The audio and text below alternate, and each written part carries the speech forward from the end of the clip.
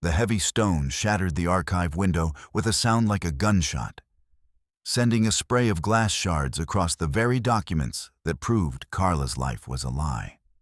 As the icy mountain fog poured through the jagged hole, she looked down at the ledger in her trembling hands.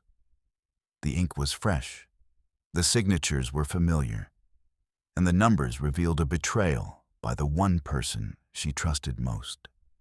In the oppressive silence of the dying school, the rhythmic thud of heavy boots began to echo from the far end of the darkened hallway, moving toward her door with predatory intent.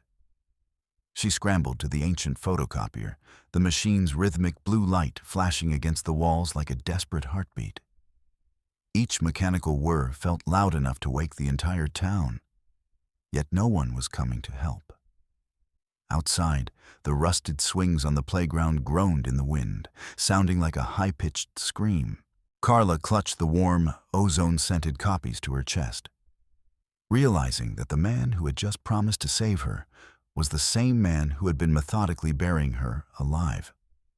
The door handle at the end of the corridor rattled, and as the shadow of a tall figure stretched across the floor toward her, Carla knew that by dawn, she would either be a whistleblower or a memory. The soles of Carla Jenkins' boots struck the cracked asphalt of Blackwood Creek with a rhythmic, hollow thud that seemed to vibrate through the heavy silence of the town. A milky fog swirled around her ankles, a thick and clinging vapor that obscured the deep potholes and jagged fissures scarring the road.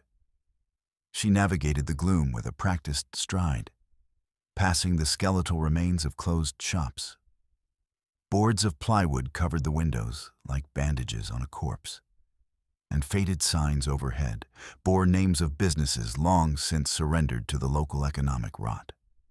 Carla adjusted the collar of her coat against the biting air, inhaling the damp, oppressive scent of rotting leaves and the stale, lingering smell of wood smoke from distant chimneys. Ahead, the silhouette of Blackwood Creek High School began to congeal out of the gray haze. The peeling paint on its brick exterior resembled flayed skin, raw and neglected. On the nearby playground, a set of rusted swings groaned under a sudden gust of icy wind, a mournful sound that echoed through the valley. Carla quickened her pace, the chill seeping through the layers of her practical clothing as the dark mass of the building loomed larger, a monument to a future that felt increasingly out of reach. Inside the school's meeting room, Carla gripped the edges of the wooden lectern so tightly that her knuckles turned a stark, bloodless white. Before her sat the faculty, a collection of men and women with extinguished gazes and faces the color of ash. They looked less like educators and more like survivors of a slow-motion disaster. Carla swept her eyes across the room, her gaze burning with an intensity that demanded attention as she pointed toward the jagged fissures snaking across the ceiling and the scarred, ancient desks that had served generations of miners' children. Her voice wavered, thick with a desperation she couldn't entirely suppress as she spoke of the children, students who would find themselves adrift on the streets if the board moved forward with the closure. The superintendent nearby toyed with his tie, his eyes fixed on a spot on the floor to avoid her scrutiny, while the wind outside howled against the glass, nearly drowning out her plea. Carla slammed her palm against the table, a sharp report that made a stack of dusty lesson plans jump. The air in the cramped office tasted of chalk dust and old paper, heavy and stagnant, as she waited for a single spark of reaction from her frozen colleagues. The tension only began to fragment when the meeting broke and the lights in the main corridor flickered out, leaving only the dim emergency glow. Arthur Vance stepped forward, placing a heavy, warm hand on Carla's shoulder. She flinched instinctively at the sudden contact, but did not pull away, anchored by the familiar, expensive scent of his cologne and the faint, dry aroma of tobacco that always clung to his suits. Arthur peered into her bloodshot eyes, his expression softening into a gentle, paternal smile that had comforted her since she was a young teacher. He spoke in low, resonant tones, promising to leverage every connection he possessed within the city council to stall the vote. In the shadows, the gold of his watch glinted, a bright spark of wealth in a building that was falling apart. He whispered of private foundations, hidden grants, and philanthropic interests that could be tapped to save the structure. Carla felt the iron-hard knots in her shoulders begin to loosen under the steady, confident pressure of his hand. She nodded, a small gesture of surrender to the hope he offered, accepting the weight of his support as if it were a life raft in a rising tide. Hours later, the school sat empty, a cavernous shell of silence. Carla remained in her office, huddled behind the massive oak desk, illuminated by the narrow, harsh beam of a single desk lamp. Surrounding her were mountainous stacks of yellowed financial reports and brittle ledgers that smelled of dust and long-forgotten secrets. She rubbed her temples, the skin there tight with a burgeoning headache, as she forced her eyes to track the endless columns of figures and the gaping black holes of the budget deficit. The silence of the building pressed against her eardrums, broken only by the occasional, ghostly groan of floorboards settling somewhere on the second floor. She took a sip of her coffee, now cold and unpleasantly bitter, and grimaced at the oily film on the surface. Her fingers moved with a feverish, mechanical speed across the keys of her calculator, the clicking sounds echoing like hailstones on a tin roof. Outside the window, the night had curdled into a solid, impenetrable black, and the shadows lurking in the corners of the room seemed to shift and breathe, taking on shapes that mocked her search for a solution. The brittle piece of the archive was shattered by the sudden, violent spray of glass. A heavy stone tore through the window, its trajectory ending abruptly against the far wall just inches from Carla's temple. She screamed, the sound lost in the cacophony of the impact.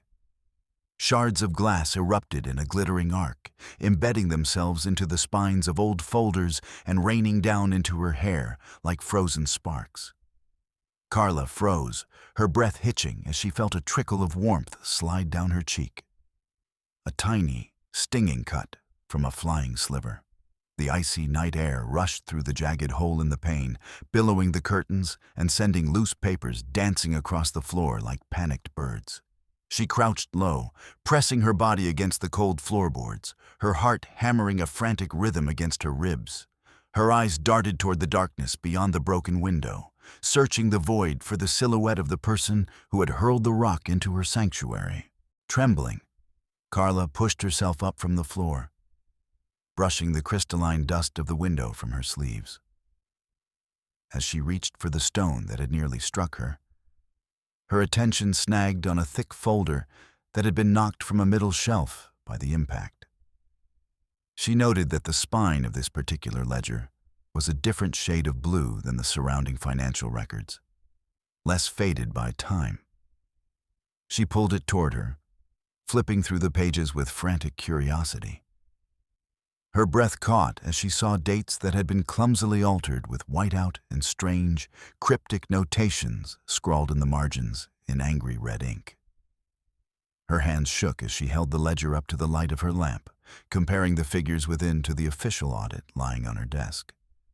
The discrepancies were not merely errors. They were erasures. Entire pages appeared to have been excised, replaced by inserts bearing official seals that looked suspiciously fresh for documents supposedly filed a decade ago. She squinted, her eyes straining to decipher the fine print buried within contracts for high-end laboratory equipment and specialized curriculum materials. Items she knew for a fact had never crossed the school's threshold. In the recipient column for these massive payments, the same names appeared with sickening regularity: Vance Consult and Arthur Trade. Memories surfaced of Arthur Vance's boastful anecdotes about his nephew, a man who had supposedly struck it rich through savvy municipal contracting. Carla traced the signatures at the bottom of the forms, noting the looping, expansive flourishes that were a mirror image of Arthur's own distinctive handwriting. A wave of nausea rolled through her, the realization settling in her gut like lead. These shell companies had been hemorrhaging the school's lifeblood for years, siphoning off the very funds meant to keep the lights on. She ran her finger over the embossed header of a fraudulent invoice, the texture of the paper feeling cold and predatory beneath her skin. Carla began to spread the documents across the desk, mapping out the school's debt against the incoming ledgers of the Vance firms. The numbers aligned with a terrifying, surgical precision, clicking into place until they formed a panoramic view of systemic theft. She saw the direct correlation. Every wire transfer to the nephew's account was a box of unbought textbooks, a patch of roof left to rot, or a cost of living increase denied to a struggling teacher. A cold, hard anger began to crystallize within her, displacing the lingering fear of the midnight intruder. She understood now that Arthur Vance hadn't just been lying to her. He had been methodically dismantling the institution she loved for his own enrichment. She squeezed her hands into fists, her knuckles popping in the quiet room. Her gaze drifted to the framed portrait of Arthur hanging in the hallway just outside her door. And the face that had once seemed fatherly now appeared as nothing more than the polished mask of a scavenger. Driven by a sudden, sharp clarity, Carla gathered the incriminating pages and sprinted toward the administrative wing. She reached the ancient photocopier in the reception area, whispering a frantic prayer that the temperamental machine would hold together. The device groaned to life, emitting a low, mechanical hum before bathing the darkened room in a rhythmic, blinding flash of blue light that seared her retinas. She pressed the documents against the glass with desperate force, listening to the steady, grinding slide of the scanner carriage. The copies emerged from the slot hot to the touch, smelling of ozone and scorched toner, and she scrambled to catch them before they hit the floor. Every mechanical click and whir of the machine sounded like a gunshot in the hollow silence of the building. She kept glancing over her shoulder at the yawning blackness of the corridor, her pulse racing as the stack of evidence against Arthur Vance grew, providing her with the ammunition she needed for the coming war. The sudden, sharp groan of the front door's hinges froze the blood in Carla's veins. She stood paralyzed by the copier, her heart thumping against her chest like a trapped animal. From the main entrance, the heavy, deliberate thud of boots hit the linoleum, the sound echoing through the empty halls with a terrifying clarity. The footsteps were measured and rhythmic, projecting a chilling confidence as they moved toward the administrative wing. Carla felt the fine hairs on the back of her neck stand up. She wasn't alone in the school anymore. Each contact of the intruder's soles with the floor resonated in her skull as a sharp, pulsing ache. She held her breath, biting her lip to stay silent, terrified that the very sound of her heartbeat would betray her location to the shadow currently hunting through the school's twilight. Carla snatched the thick bundle of copies from the tray, shoving them into her leather satchel with such force that the edges of the paper crinkled and tore. With a single, sharp motion, she reached out and killed the light, plunging the office into a vacuum of absolute darkness. She dove into the narrow space behind a tall steel filing cabinet, the cold metal of a nearby safe pressing against her shoulder. In the absence of sight, her other senses sharpened to a painful degree. She could hear the heavy, wet breathing of the pursuer just on the other side of the thin office wall. She clutched the bag to her chest, her fingers digging into the leather, praying that the darkness would remain her ally for just a few moments longer. Carla waited until the footsteps moved past her door. Then she slipped through the shadows toward the rear of the building. She edged through the narrow gap of the gymnasium's emergency exit, the rough, unyielding metal of the door snagging the fabric of her wool coat. The transition to the outside was a shock. The frigid mountain air burned her lungs as she broke into a desperate run across the crunching gravel of the back lot. Behind her, the heavy, rhythmic thuds of the intruder's boots on the gym's wooden floor cut off abruptly, replaced by the echoing metallic clang of the door being kicked open. Carla reached her old sedan, her hands shaking so violently that she fumbled the key against the lock 3 times before it slid home. The rusted door groaned with a high-pitched shriek of protest as she wrenched it open. She collapsed onto the cracked leather driver's seat, gasping in the scent of gasoline and old upholstery, her heart hammering against her ribs like a bird battering itself against a cage. The next morning, Carla didn't go to the board office.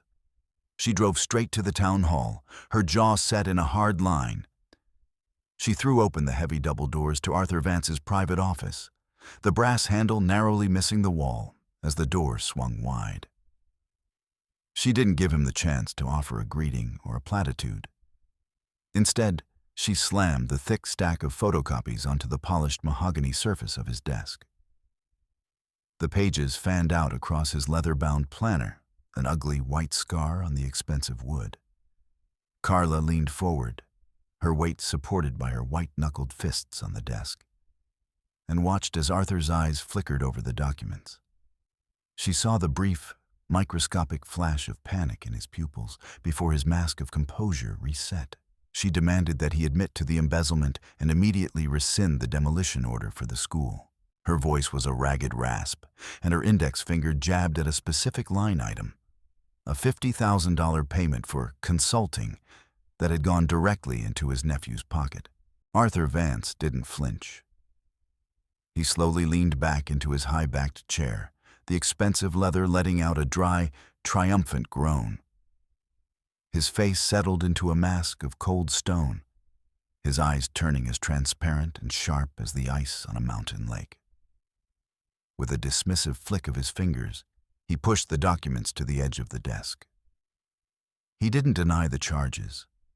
Instead, he spoke in a voice that was terrifyingly calm, informing Carla that a single phone call to the Department of Child Services would paint her as an unstable, delusional woman. He lingered on the words mental breakdown and loss of custody, his gaze fixed on her as the color drained from her face. Carla felt the air in the room grow thick and suffocating, as if the oxygen had been sucked out. Arthur's absolute certainty, his lack of shame, paralyzed her more effectively than any physical threat could have. She stumbled out of the town hall and into the parking lot, where the low morning sun caught the swirling dust in the air. Carla stopped dead, her breath catching in her throat as she looked at her car. The sedan sat at an awkward, pathetic tilt. All 4 tires had been slashed into ribbons of black rubber, the last of the air escaping in a faint, dying hiss. Her gaze drifted upward to the windshield. A deep, jagged furrow had been carved across the glass, a violent white line that fractured her reflection. Someone had used a nail or a heavy knife to scratch a single word into the glass in crude, towering letters. Leave. Carla reached out, her fingertips grazing the burred edge of the scratch, feeling the tiny, sharp grains of glass. The world felt like it was shrinking, the open spaces of the town transforming into the walls of a trap.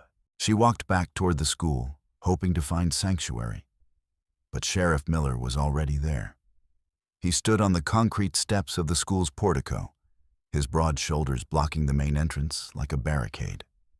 The silver star on his chest caught the dull light as he reached into his pocket and pulled out a folded document with an official blue seal.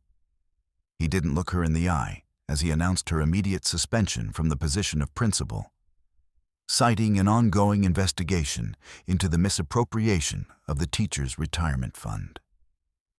Carla stared at the printed words on the page, the absurdity of the accusation making her head spin.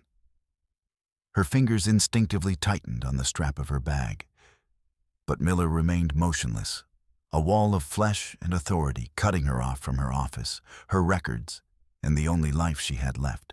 Desperate, Carla looked toward a small cluster of teachers standing near the school gates. She recognized Mrs. Holt and started toward her hand outstretched in a silent plea for support. She called out the woman's name, but Mrs. Holt flinched as if struck, jerking her shoulder away and suddenly becoming intensely interested in the contents of her purse. The other teachers, seeing Carla approach, fell into a synchronized silence, their eyes dropping to the pavement as they crossed to the other side of the street in a single, fluid movement. The silence they wrapped around her was more deafening than any shout. Carla caught only one fleeting glance from a younger teacher, a look curdled with a mixture of disgust and raw, naked fear before the crowd dispersed. She was left standing alone on the sidewalk, a ghost in the town she had spent her life trying to save. She tried to take a shortcut through the narrow alleyway between the school's maintenance garages. But James Vance was already there, waiting for her. He stepped out from the shadows of the brick wall, flanked by two men in dark, nondescript jackets, who were slowly, methodically flexing their hands into fists. The smell of cheap cigarettes and damp earth filled the confined space as James moved toward her. He didn't say a word at first, simply holding his hand out, palm up, in a silent demand for the original files he knew she had taken from the archive. Carla could see the muscles in his jaw working beneath the skin, a rhythmic pulsing of suppressed violence. She backed up until her spine hit the cold, rough masonry of the garage wall. The exit was blocked.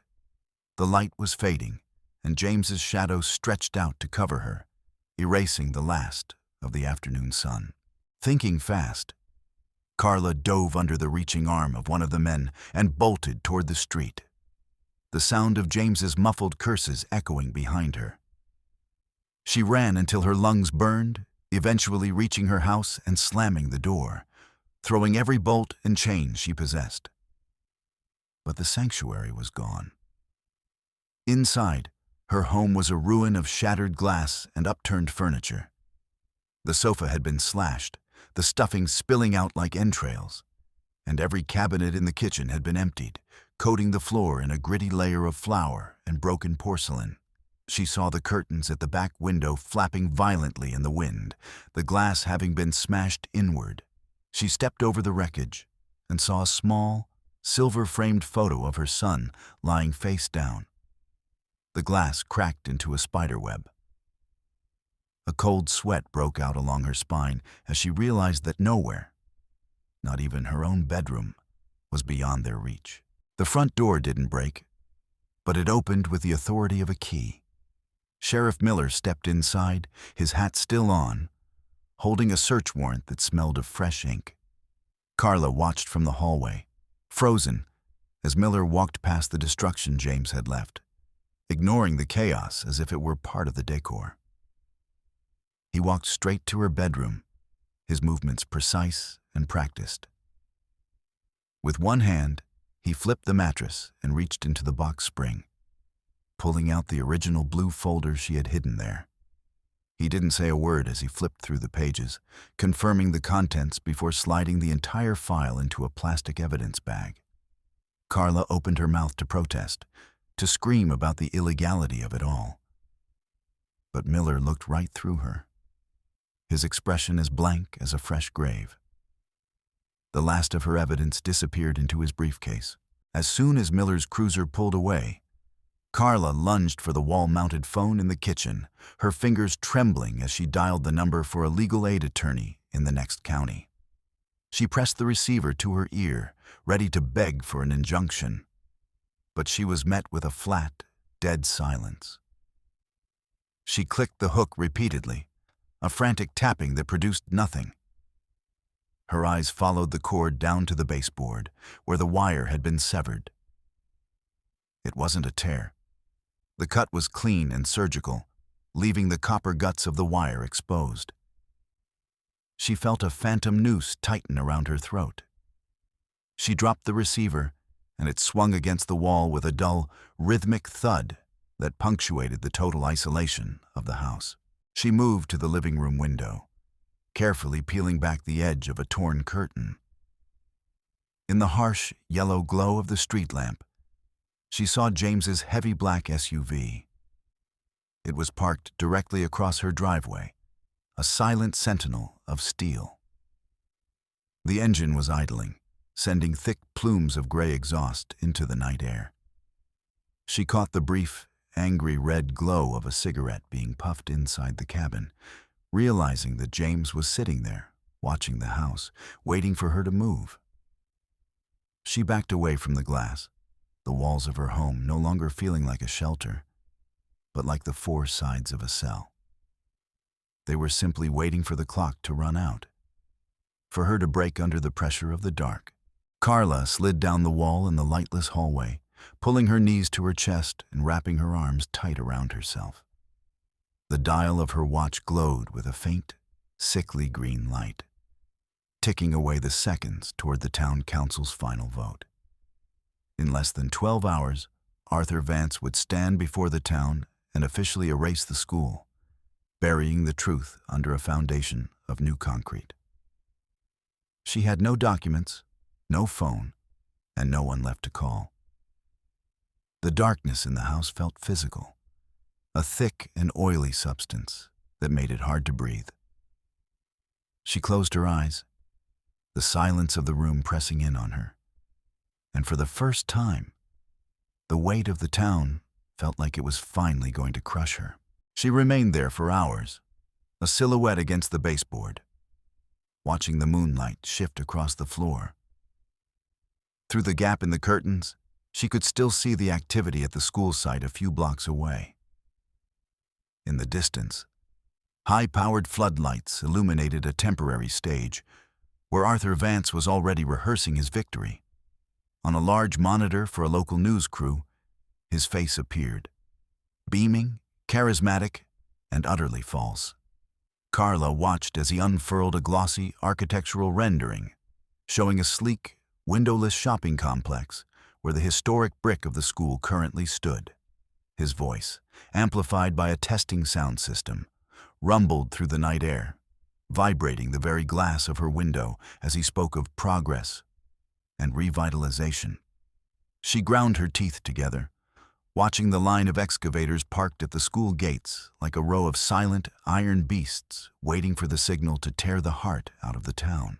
The sound of the kitchen window shattering was followed instantly by a heavy, hollow thud on the floor. Carla bolted upright, her heart leaping into her throat. A thick glass bottle, its neck stuffed with a flaming rag, rolled across the linoleum, leaving a trail of liquid fire in its wake. Within seconds, the heat was a physical blow to her face, and the sharp, choking stench of gasoline filled the air. The fire didn't smolder. It roared, climbing the checkered curtains and turning the fabric into blackened lace in an eye blink. Carla grabbed a heavy wool blanket from the sofa, desperately trying to smother the growing pool of orange flame on the floor. But the smoke was already thickening, coiling against the ceiling like a dark serpent. The walls of the kitchen groaned as the fire began to eat into the old wood. And as the heat became unbearable, Carla realized the time for intimidation was over. They were going to burn her out. She didn't stay to fight the fire. She grabbed her son, and they fled through the back door, disappearing into the dark woods that bordered her property. She ran until her legs were numb, her mind racing. She had one last card to play. She remembered the old miner's lantern in the school museum, a gift she had placed there years ago. Inside its hollow base, she had hidden a backup flash drive months ago when she first began to suspect the rot in the budget. Carla slammed her shoulder into the heavy oak door leading to the school's attic museum. The wood groaned, but held firm until she threw her entire weight against it.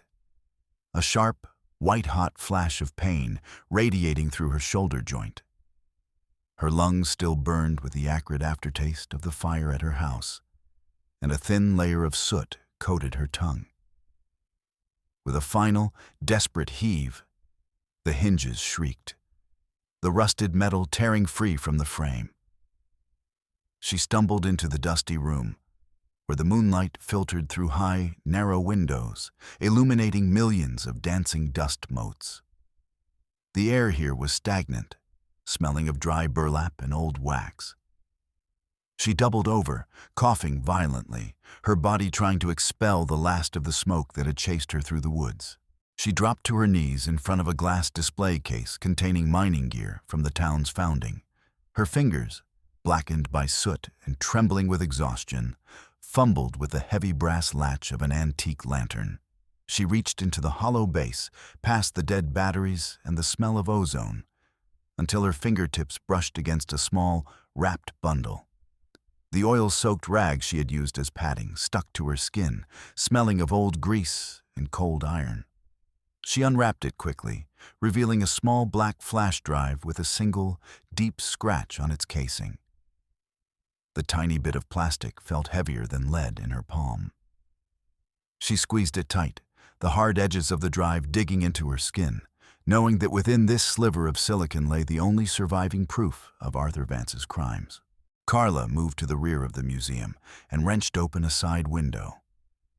The cold, damp night air hit her face like a slap, clearing some of the fog from her mind. She climbed over the sill and dropped to the muddy ground of the school's rear courtyard, her boots sinking into the muck. She stayed low, pressing herself into the shadows of the overgrown lilac bushes. Suddenly, a powerful beam of light from James's flashlight cut through the dark, reflecting off the raindrops on the leaves just inches from her head. She bolted, the gravel crunching beneath her feet as she sprinted toward the main building. James's heavy footsteps were right behind her, the ground shaking with his pursuit. She dove into the deep shadow of an ancient oak tree, the rough bark scraping her shoulder as the searchlight swept across the brickwork behind her. Missing her by a hair's breadth, she reached the side door of the gymnasium and threw her weight against it, the doors swinging inward with a thunderous bang that echoed off the high rafters. The low hum of 100 voices vanished instantly, replaced by a silence so sudden it was painful. Carla stood in the doorway, her breath coming in ragged, shallow gasps. Her hair was a matted mess, her clothes were stained with soot and mud, and her face was a mask of exhaustion and fury. On the stage at the far end of the gym, Arthur Vance froze, his hand still holding his prepared speech. The bright overhead lights blinded her for a moment, turning the crowd into a sea of pale, indistinct faces. Arthur had just uttered the word prosperity, but now the word hung in the air like a rotting thing. Carla took a step forward, her boots striking the polished floor with a sound like a hammer hitting an anvil.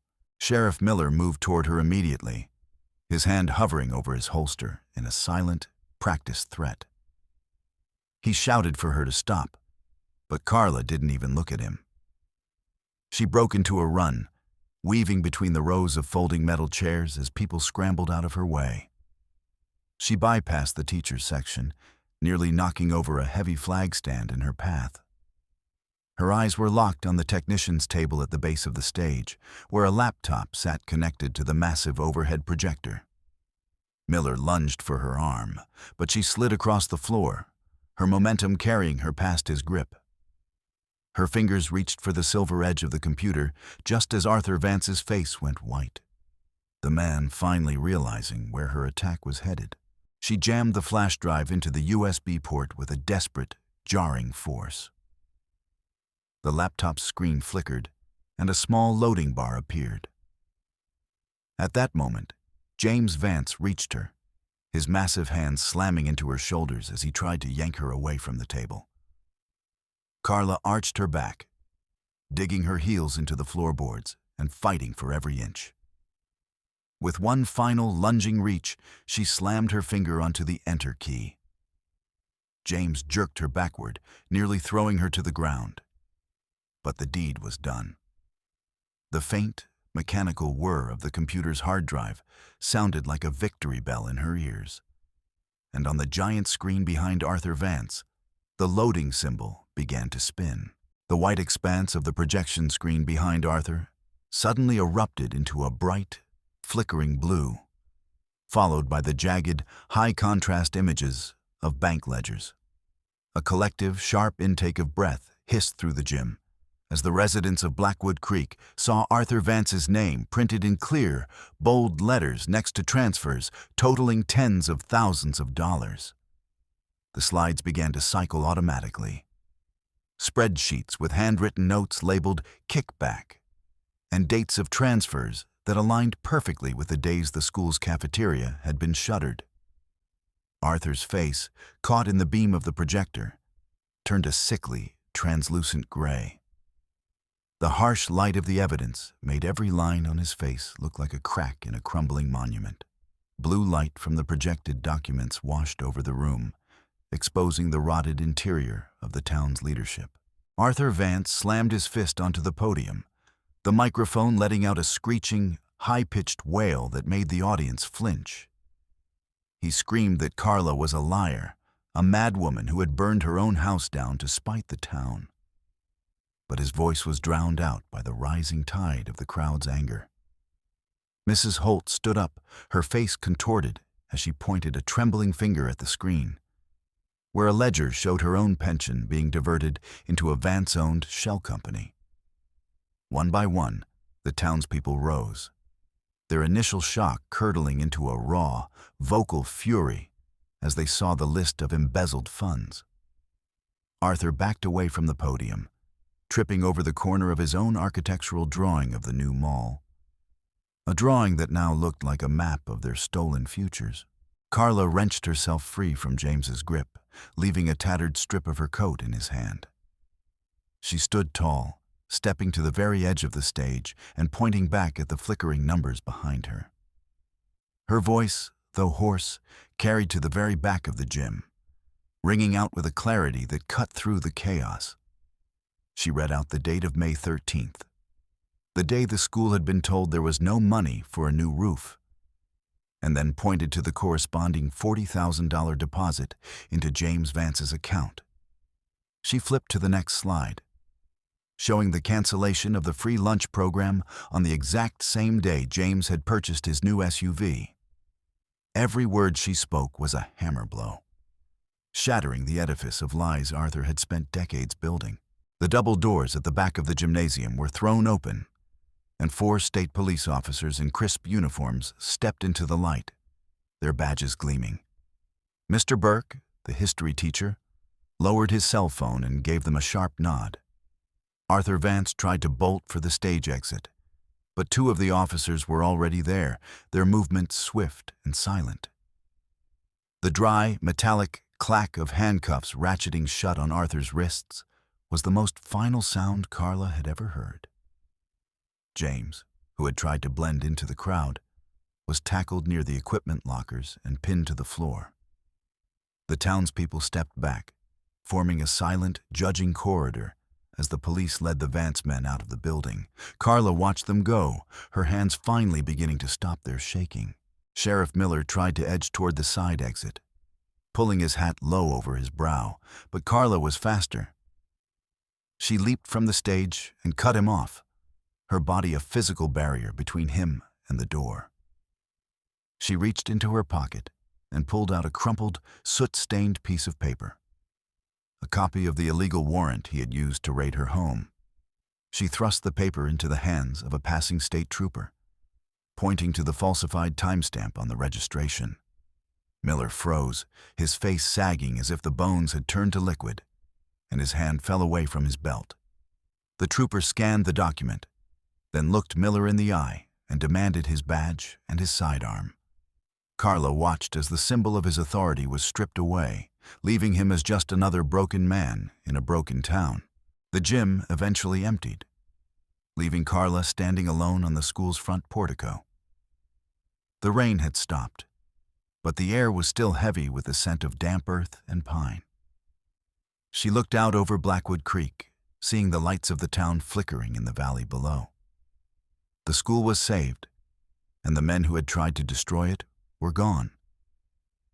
But the victory felt hollow. The town was fractured. The trust she had once felt was gone, and her own home was a blackened shell. She looked toward the mountains as the first hint of gray light began to touch the peaks.